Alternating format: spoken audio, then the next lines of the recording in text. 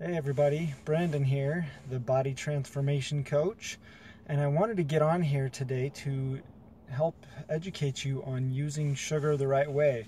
We're taught through so many media outlets and through so much stuff on the internet that sugar is the devil, that it's just the demon of society that's just turning everybody in America obese. Well, that's not necessarily the case. Well, it is in a lot of instances, but I'm going to teach you how to use sugar in a way to help fuel your metabolism today, and in a way that's going to help build muscle and burn body fat.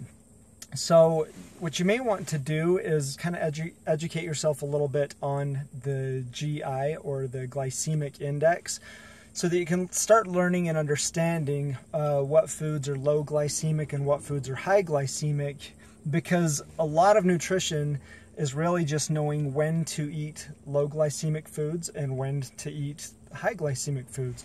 But we're going to focus particularly on utilizing sugar so that it is a benefit to you rather than a hindrance to you on your fitness goals. So let's kind of dive into that. The best time to consume sugar is going to be post-workout. So when you finish your workout, and within 30 minutes after your workout, when you are,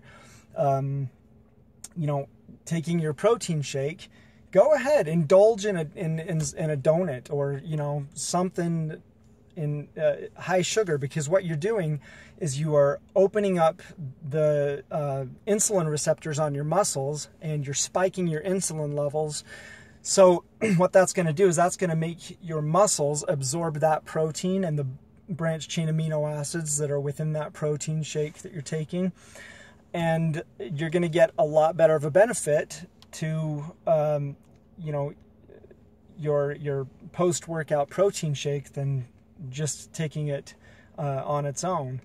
So the problem that we have in most instances is that people are spiking their insulin levels without doing anything. And what happens then is your fat cells kind of act like your muscle cells in that instance, where the insulin receptors on your fat cells open up, and you end up building your fat cells instead of your muscle cells. So you want to make sure that you're using sugar, especially sugar in the high glycemic index, in a way that's going to benefit you the most, and that's going to be through taking it in post-workout.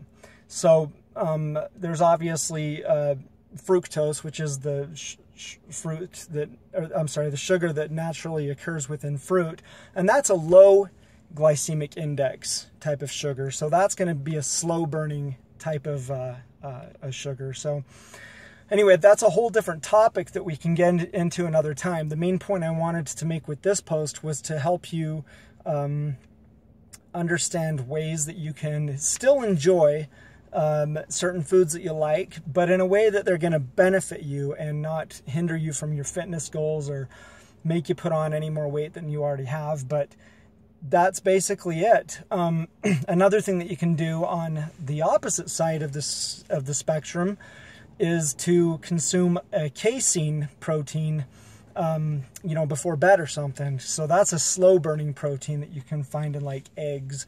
And there's other places to get casein protein as well, but that's the one that comes to mind at first.